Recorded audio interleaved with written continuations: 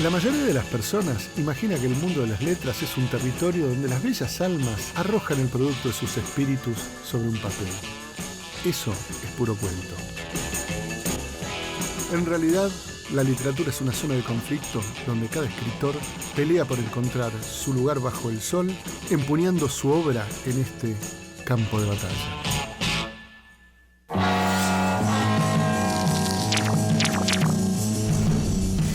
Adorno afirmó que escribir después del efecto límite de la barbarie de Auschwitz era en sí mismo un acto de barbarie. Reformulando esa afirmación, me pregunto si es posible escribir una novela después de escribir esas bárbaras novelas totales donde en algún momento de la vida un escritor resume toda su experiencia y descubre partes desconocidas de su tarea literaria. Es difícil saberlo, es difícil contestarlo, pero para eso invitamos a Alan Pauls y Juan José Becerra, autores cada uno de sendas novelas totales, para meditar al respecto.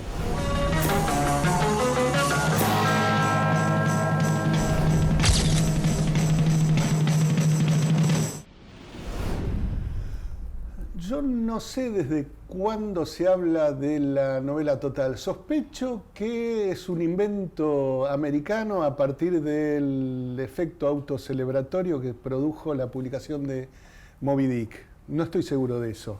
Pero sí sé, o por lo menos sospecho fervorosamente, que hay algo que se produce como efecto en los autores, que es que en algún momento de sus vidas les aparece la posibilidad de reunir de manera tal vez única todo lo que han aprendido, todo lo que saben e ingresar en territorios nuevos. Eso sería, nuevos para ellos mismos, no sé, para el lector. Eso sería la novela total, el lugar o el momento donde la potencia creativa del autor encuentra su momento cúlmine. No estoy seguro de que mis invitados, Alan Pauls y Juan José Becerra, autores de dos novelas totales, El pasado y El espectáculo del tiempo, estén de acuerdo conmigo. Y si no están de acuerdo conmigo y dicen no es así, creo que el programa se termina ahora. Pero no sé, ¿qué opinan? Empiece el que quiera.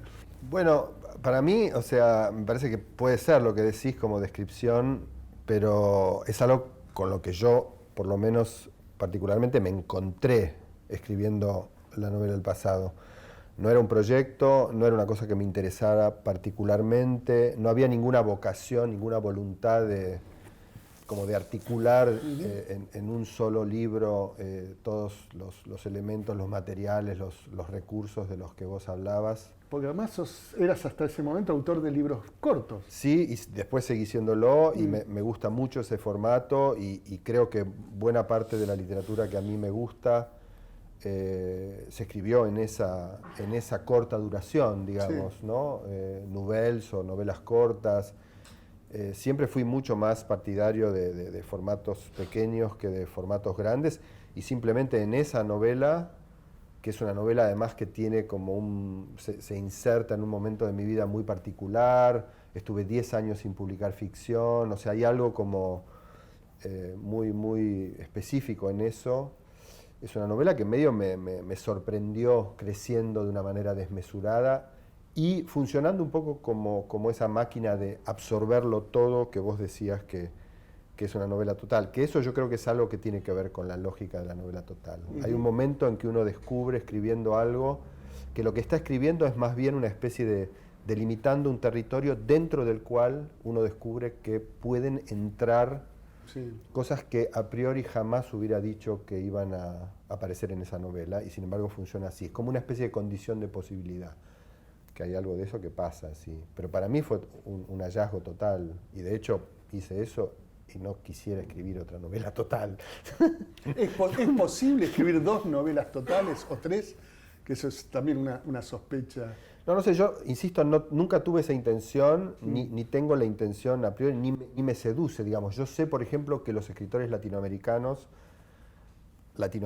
y digo no argentinos, sí, regularmente sienten esa tentación. O sea, hay algo en la literatura latinoamericana que tiene una tradición de novelas totales que chupa en algún momento incluso a los escritores que ya no se consideran herederos de esa tradición, por ejemplo Bolaño, a escribir una novela total, aun cuando esa novela total sea el delirio que es 2666. ¿Entendés? La literatura argentina, a su modo, digamos, también liquida o vuelve un poco irrisoria esa idea, ¿no? Aun cuando, no sé, el pasado pueda ser leída como una novela total, yo creo que es una novela que no se ajusta para nada a la descripción del objeto, ¿no?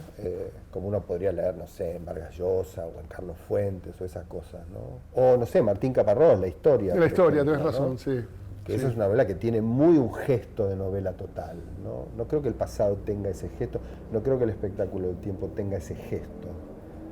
Son novelas que se armaron en un momento que crecieron un poco desmesuradamente y saben alimentarse, digamos, de todas las cosas que pasan, ¿no? Pero, bueno, no sé qué dice Juan. ¿Y vos coincidís en que escribiste fragmentos de una novela total, entonces? Bueno, esa es una trampa, ¿no? Así se llega fácil al efecto de totalidad.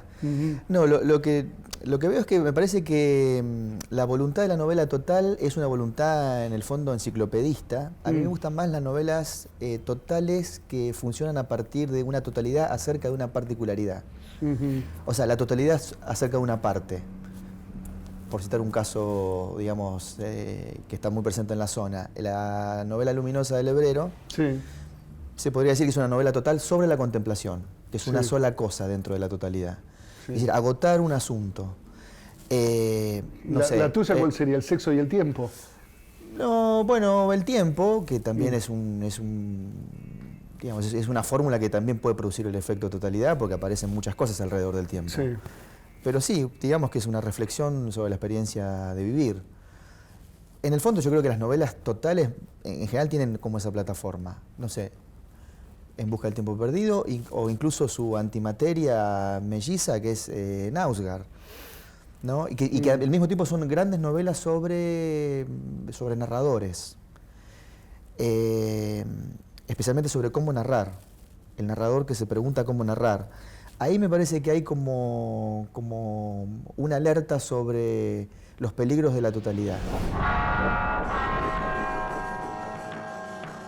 En vos hay algo cruzado, porque en El artista más grande del mundo te preguntas sobre cómo narrar, y en cambio en el espectáculo del tiempo esa pregunta sobre el cómo narrar no está, sino que cuando aparece la pregunta sobre la narración es una pregunta de que se hace en el fondo una profesora de letras sobre el Martín Fierro. Sí, puede ser, pero de cualquier manera yo creo que en todos mis libros, por lo menos en los últimos, me interesa preguntarme sobre el acto de narrar. Digamos, incluso si cupiera la posibilidad de introducir algún tipo de fractura en ese pacto de encantamiento que hay entre el lector y quien sea que esté narrando. O sea, el narrador es como un vestigio de una literatura demasiado clásica para mi gusto. Es obviamente en lo que yo creo como lector al mismo tiempo, ¿no? Es decir, porque el encantamiento también se produce en mí cuando leo una novela clásica. A la vieja manera. A la vieja manera, claro, sí, me gustan mucho esas novelas. De hecho, Knausgard es un escritor moderno en el sentido del siglo XX. Pero me parece que si se pudiera romper ese encantamiento y que el narrador se presentara como un sujeto más bien civil... ¿Qué sería eso? Bueno, que hay una persona que escribe. Digamos, pero formularlo en términos civiles. Yo escribo, yo soy una persona que escribe. Por lo tanto, no hay nada es decir, en todo caso, ese narrador que está contando la historia es mi reemplazo, es mi avatar, es mi delegado, y tiene que quedar claro que la situación es esa. Que en el fondo siempre hay una persona que está escribiendo, que ese es un compromiso artístico, pero también físico, material, y que eso de alguna manera podría hacernos pensar en una ilusión negativa, que es, bueno, la literatura es un invento, que es lo que uno nunca quiere creer como lector. Digamos, en esa ecología, digamos, la idea de la novela total, me parece a mí que se tiende a aplanarse, a considerar que es imposible una novela total, siempre y cuando quien la escribe no es un narrador X, digamos, el dios que uno pone en el lugar propio, sino una persona que está escribiendo sin saber muy bien cuál es su Pero su un objeto. lector no sabe eso todo el tiempo, no sabe. Yo creo que es una no, ficción. yo creo que lo sabe hasta que empieza a leer. Es decir, porque por alguna razón triunfa el pacto antiguo de la lectura. Por encantamiento, digamos. Claro. Yo quisiera, digamos, dinamitar ese pacto, si pudiera, para molestar simplemente, pero cuando llega la hora de leer, digamos, soy el primero que entra por ese túnel. También se podría pensar lo contrario, no sé, esto es para los dos, que uno escribe como puede y no necesariamente uno es el autor favorito de sus propias operaciones. Digamos que hay una diferencia entre pensar en un lector y pensar que uno escribe la literatura que le gustaría leer. Creo que eso es una diferencia, ¿no? Ah, sí, me parece que por ahí uno empieza a escribir pensando que lo que va a escribir por fin es lo que quiere leer. Y después se da cuenta rápidamente De que no, ¿no? de que la literatura universal está llena de candidatos mejores, digamos, que uno, ¿no? Pero bueno, ya en ese momento... Para encontrarnos a nosotros mismos. Sí, Claro. sí. Me parece, digamos, que es muy difícil autoencantarse. Yo no creo que no podría autoencantarme en el sentido de creerme lo que estoy escribiendo como yo quisiera que se lo creyera un lector. Me parece que es muy difícil romper esa relación imaginaria que uno tiene con lo que escribe, ¿no? Pero me parece que no, yo no diría que escribo para encantarme, no, para nada.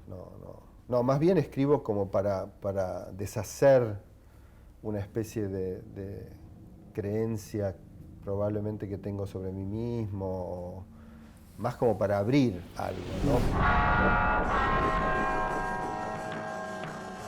Yo estaba pensando, porque por un lado aparece esta cuestión que yo presenté la novela total como resumen de la totalidad de la experiencia de un autor.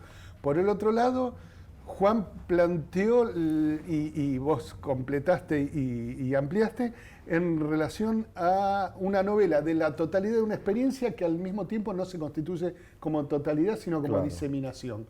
Y si pensamos en otro modelo de novela total, si es posible, por ejemplo, para mí una novela total es Clonus Barbaro Tertius, ¿no? Sí. Que es una novela que condensa la filosofía idealista, la ciencia ficción, la novela de conspiración paranoica, una teoría del lenguaje, más algunas otras cosas que no me acuerdo, en 6 páginas. Bueno, pero eso es un poco el enciclopedismo del que hablaba Juan. Eso es una idea, digamos. Sí. Porque yo creo que justamente la lucha de Knausgaard se podría justificar en el sentido de que hay que ir acumulando cosas, hay que escribir mucho y hay que relacionarse con esa cosa más o menos ordinaria que es la cantidad.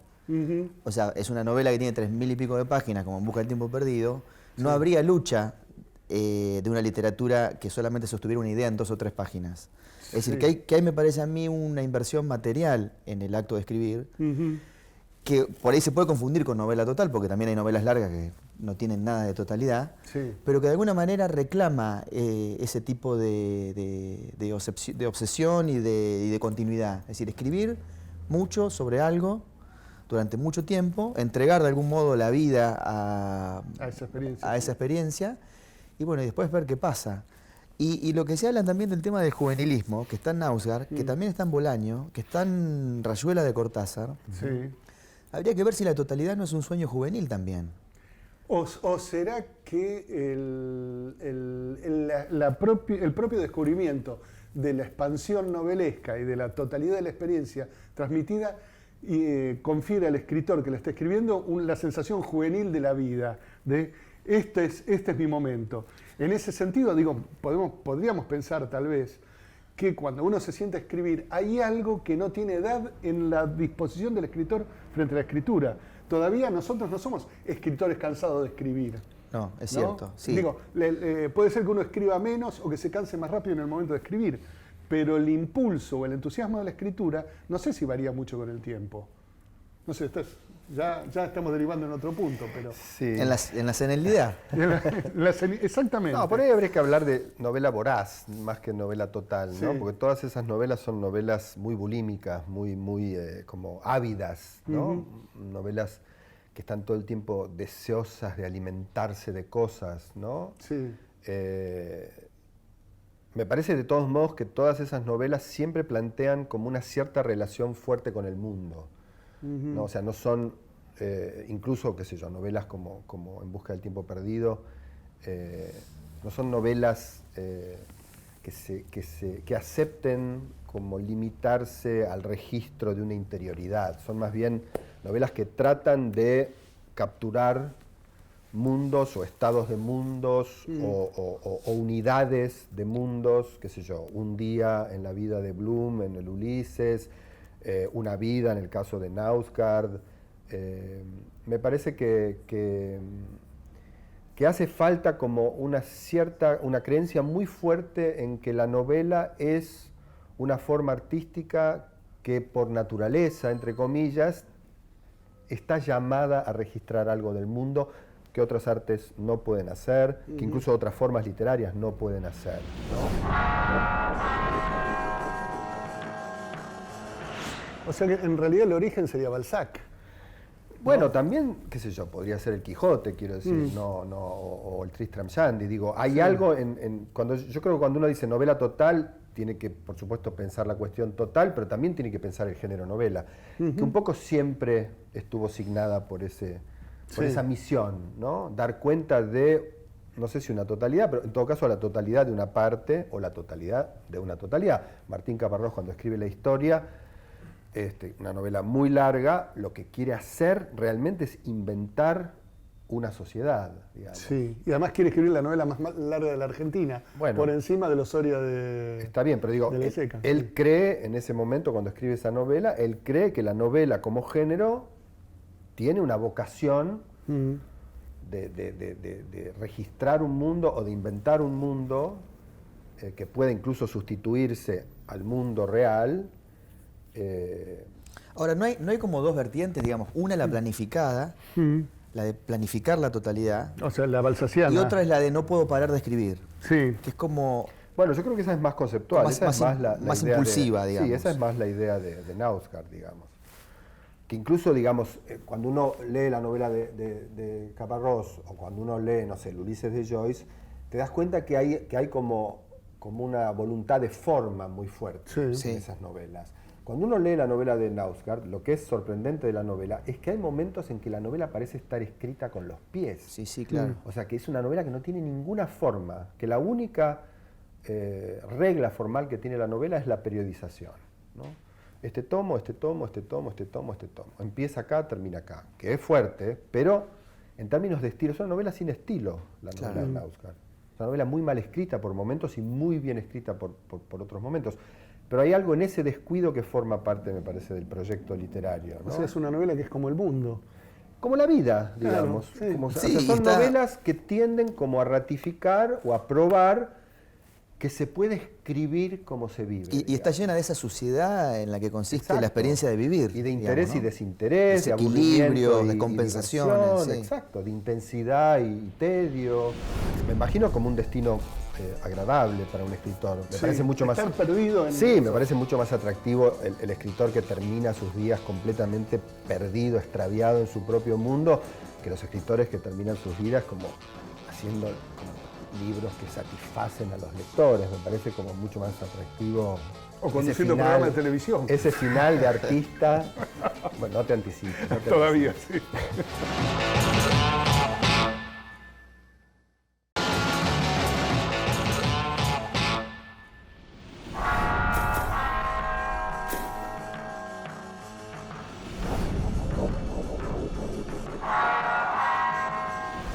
Y no sé dónde leí que James se había quedado muy afectado porque una señora había escrito una carta a un diario diciendo ¿por qué hablan de Henry James como un gran escritor si yo fui a la biblioteca de no sé dónde y en un año solo retiraron 82 ejemplares de su última novela, lo cual significaba un fracaso total, ¿no? Que tiene que ver con el reconocimiento. Digo, una novela total también es una especie de obra para nadie y al mismo tiempo se podría pensar que, se me ocurre, que en el fondo la novela total es la obra total de un autor.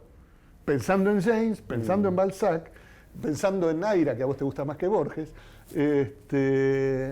¿no? que cada libro en sí mismo, aunque algunos sean mojones más importantes que otros, son parte de una figura total. Sí, bueno, me parece que ahí hay escritores que trabajan más eso que otros, Sí. ¿no? Hay escritores, qué sé yo, Aira es un escritor que evidentemente, digamos, tiene un concepto para el diseño de esa obra demencial, Ujú.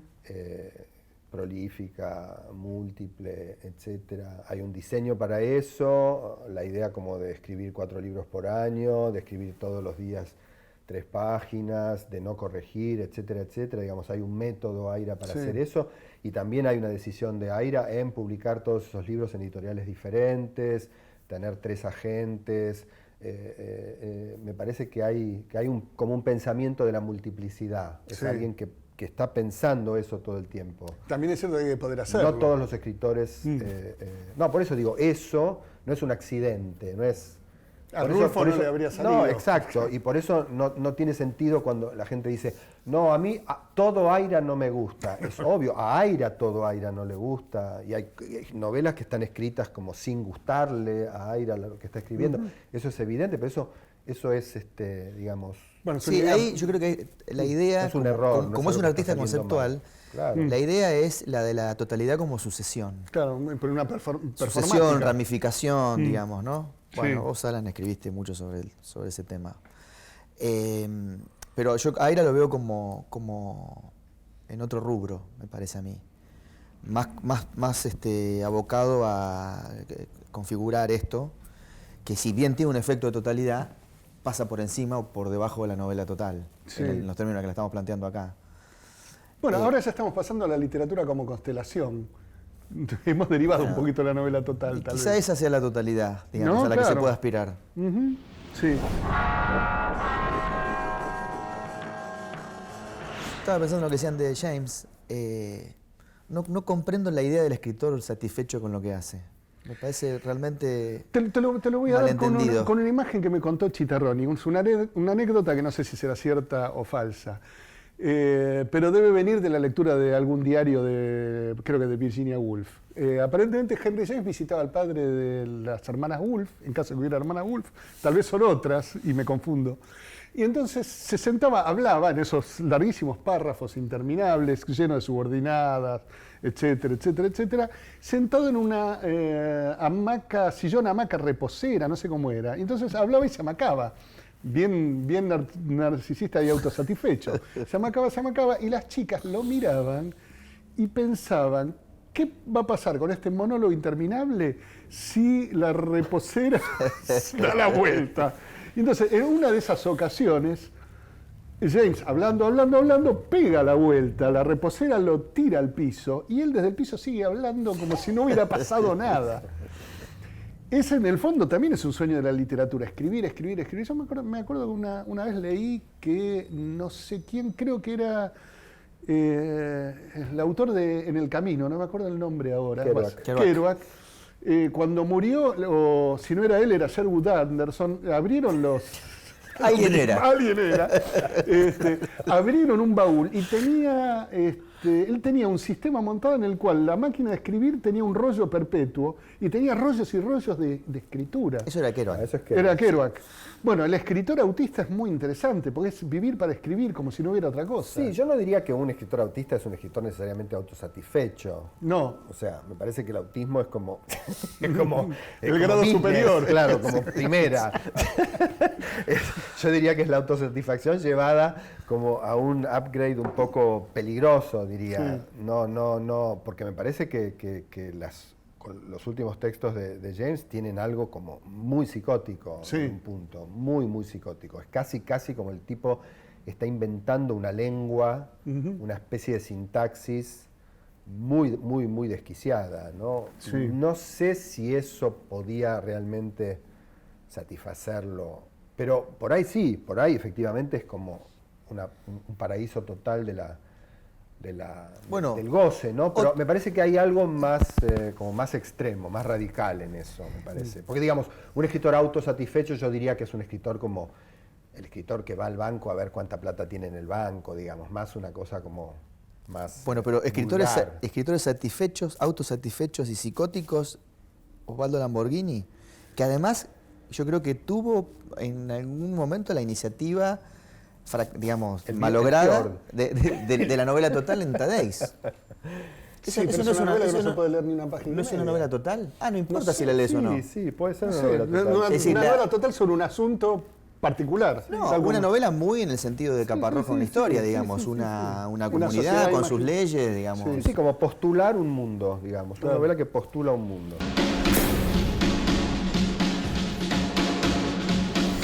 Bueno, Borges va a detener aquí a su amigo de toda la vida, Bioy Casares, por el caso de un loro que ha sido envenenado.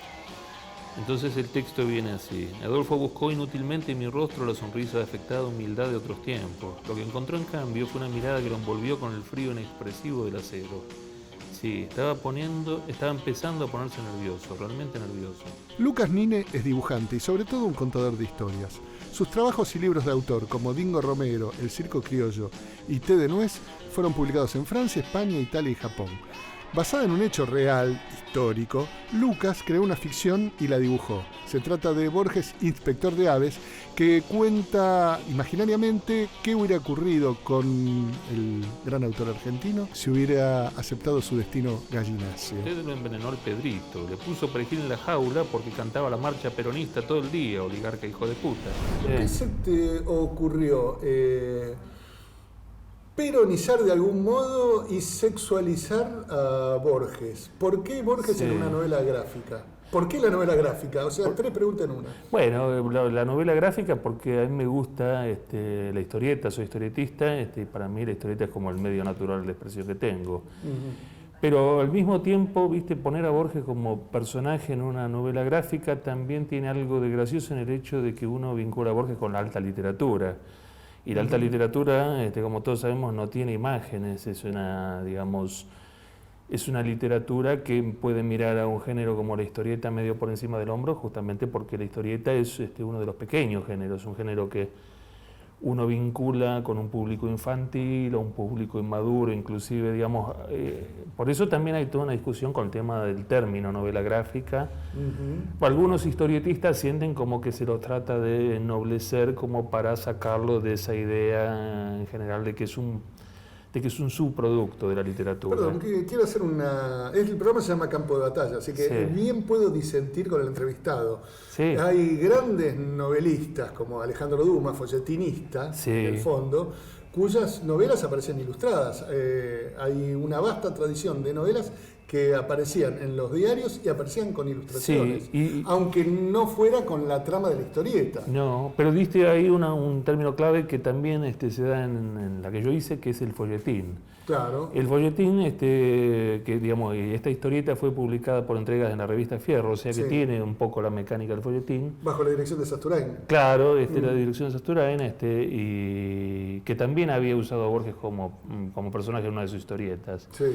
El folletín justamente también, a pesar de que hay grandes novelistas y la literatura clásica se ha construido en base a los folletinistas, por ejemplo Balzac es otro ejemplo, pero el folletín también comparte un poco esa mirada, digamos, llena de suspicacia que por ahí los grandes de la literatura han tirado sobre la literatura popular en algún momento. Entonces meterlo como personaje dentro de una historieta, Borges, tiene algo también de esa degradación que le impone el peronismo en la leyenda histórica cuando lo nombran inspector de aves.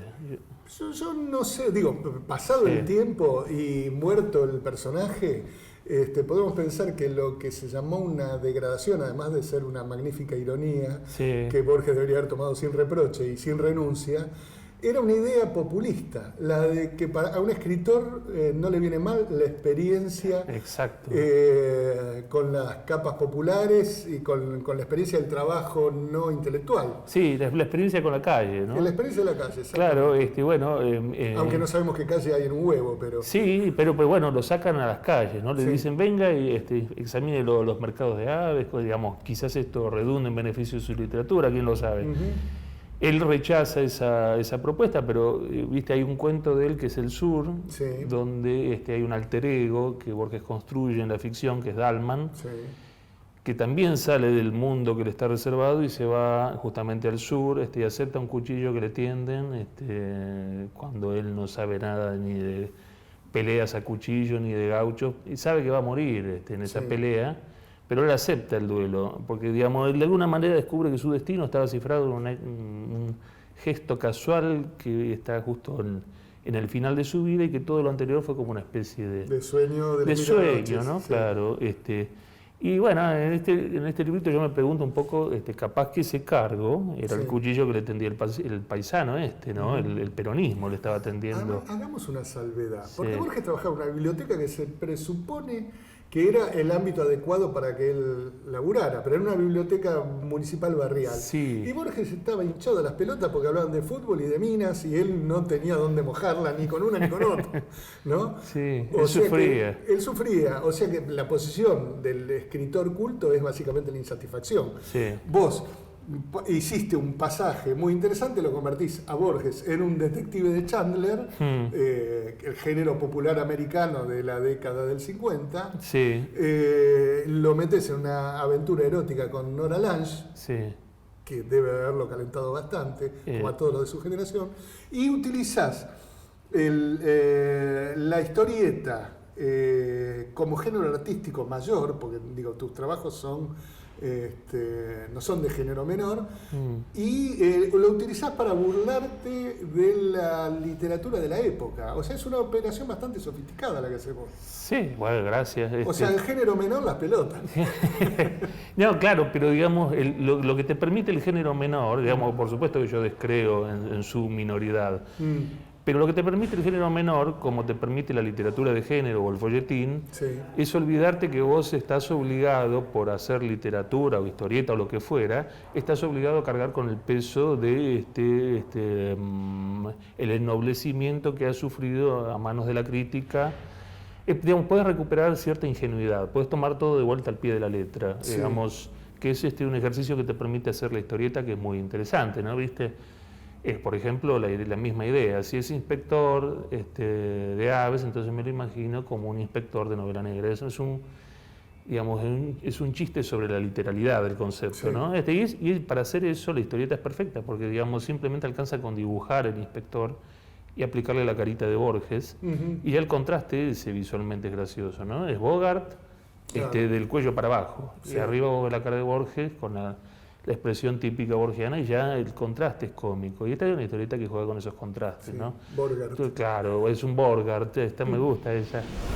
Bueno, George ya ha muerto, Adolfo. Mi nombre es Borges, inspector de aves. El hombre que conociste ya no existe. Se ha extinguido, aplastado bajo el peso de infinitas cautelas. La única duda que hoy tengo es la poronga. Ese vocabulario soez. Entonces tú... Sí, Adolfo, ahora cojo con mujeres desnudas.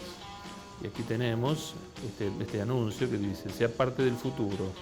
Sí, amigo, yo me pasaba las tardes encerrado en mi cuarto de baño, traduciendo al castellano las bellas Kennigars danesas con una sola mano, cuando decidí aceptar mi destino, cifrado en aquella designación que me cayó del cielo.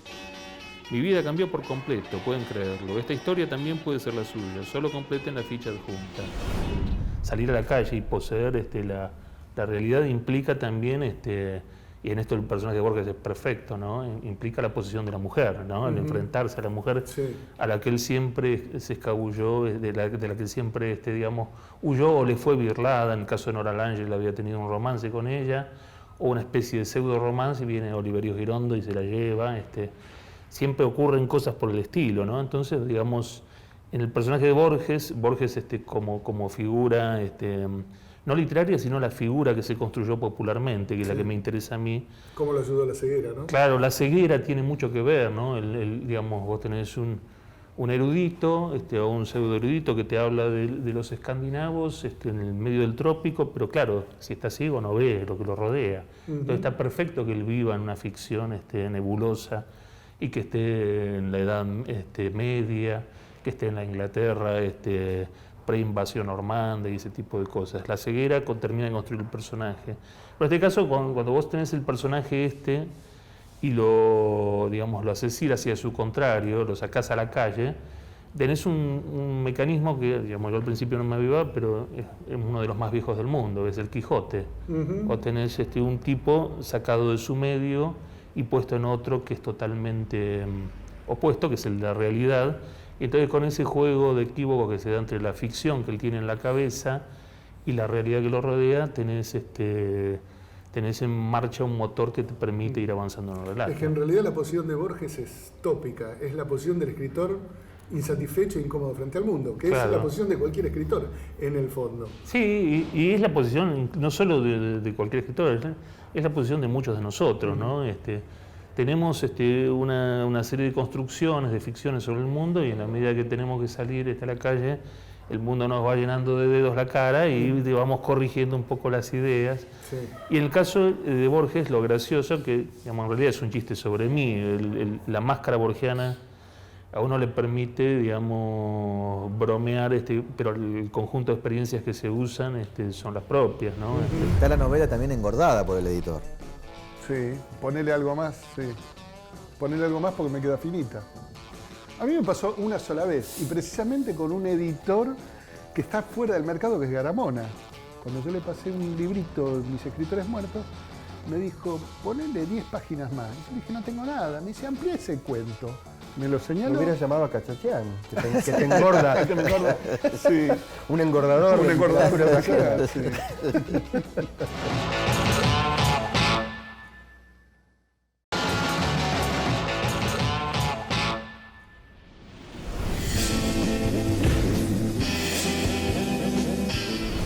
A eso de los 22, 23 años, leyendo una revista literaria, no me acuerdo si se llamaba El Escarabajo de Oro, El Ornitorrinco o Literal, leí un comentario absolutamente entusiasta acerca de una novela para mí desconocida y cuyo autor desconocía. La novela era El Tristram Shandy y el autor es Lawrence Sterne. Fue un descubrimiento, fue una iluminación y fue un impulso absoluto en dirección de la escritura.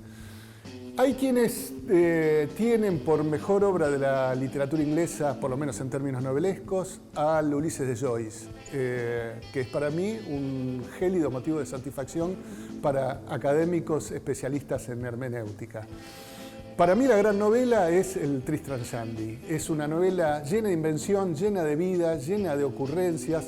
Es a la vez una parodia de las novelas sentimentales de la vasta tradición en la literatura inglesa, un acto de amor para el Quijote, que es también, por supuesto, una parodia de formas antiguas. Es una burla de las disquisiciones filosóficas del filósofo inglés John Locke y es, sobre todo, una invención extraordinaria, una novela experimental, inédita, una cumbre absoluta. Por eso es el libro recomendado de hoy.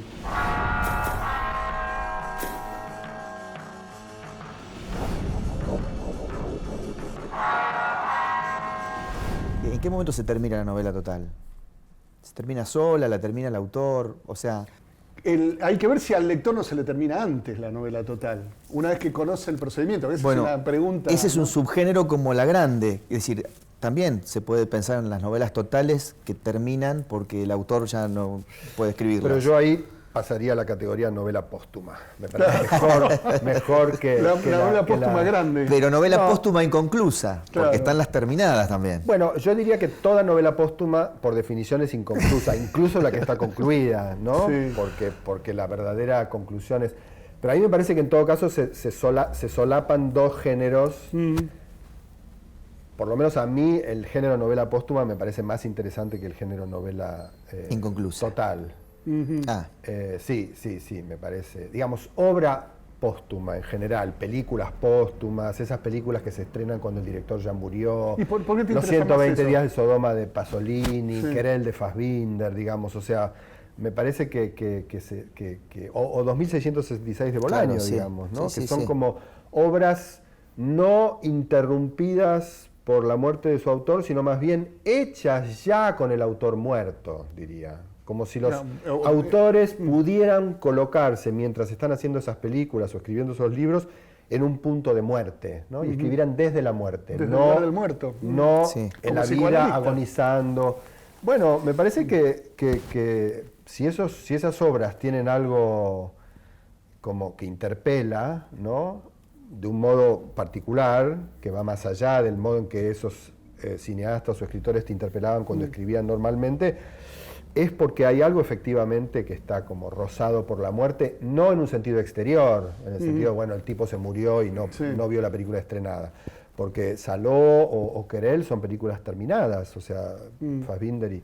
Sí, pero en el caso de La Grande no, es una novela No, póstuma. en el caso de La Grande es una novela inconclusa, sí, Claro. sí. Y en cambio el Tristram Shandy podría terminar en cualquier otra parte y hubiera podido seguir mucho tiempo más si no Sí. fuera que el autor se murió Sí. y que los editores le seguían publicando los libros como folletín. Y sí. ¿No? Son Bueno, cosas pero En distintas. busca del tiempo perdido también en cierto sentido es una novela como un poco póstuma, ¿no? Claro, Uno sí, podría sí, decir. sí, bastante. Bastante, se puede decir que algo es bastante póstumo. póstumo. Bastante póstumo, sí, no del todo.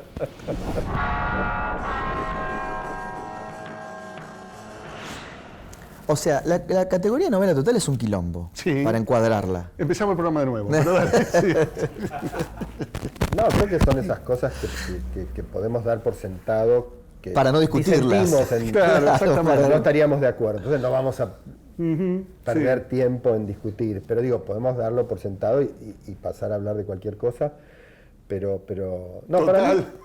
para mí la novela, como vos decías en la introducción, que hay algo norteamericano en la idea de novela total, ellos lo llaman la gran novela gran novela americana, americana, claro. ¿no? Para hablar de lo que nosotros llamamos novela total, ellos hablan. Y es cierto que todos los escritores norteamericanos, incluso Oster, por ejemplo, a los 70 años siente el impulso de escribir su gran novela americana y escribe 4-3, 2-1. 2-1. Y es Que cierto habría que ver si sumado da más o menos que 2666.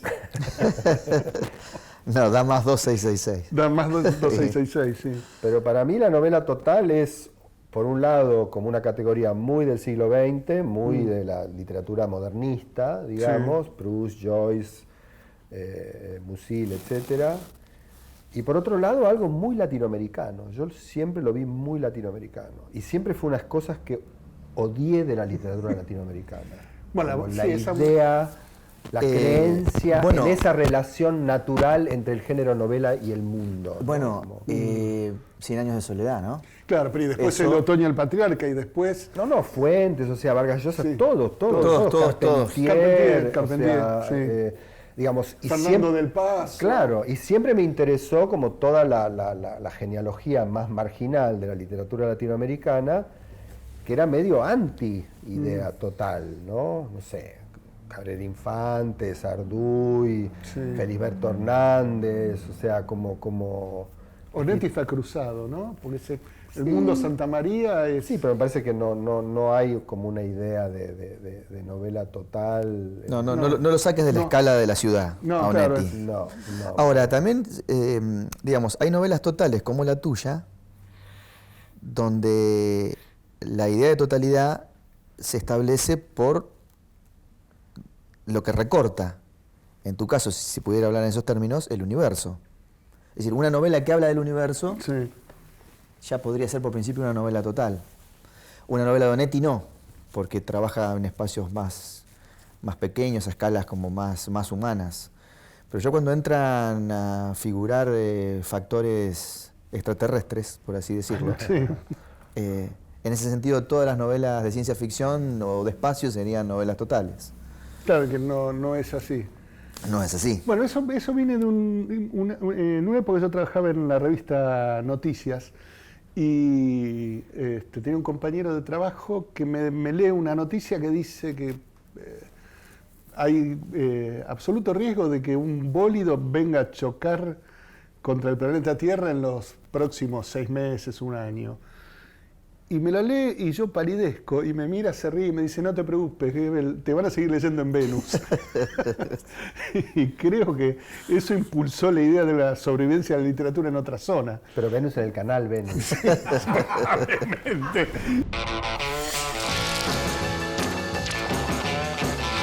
Bueno, como ustedes habrán podido observar, hemos tenido un debate de alto nivel intelectual respecto a la novela total, si sus diferencias con la novela póstuma, con la novela gorda, con la novela elongada, con la novela fabricada.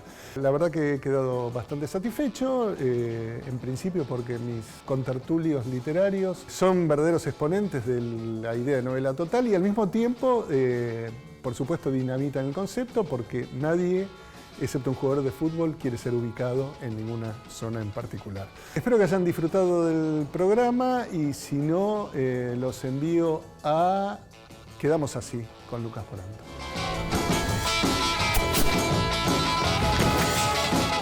¿Hay algo, digo, cambiando de tema, hay algo sacrificado? Perdóname, vos decís cuando termina el programa, es increíble esto. No termina nunca, ¿no? Esto No es algo termina. increíble. Ella me dijo. Ok. Sigamos hasta las 5 para no sufrir. Claro.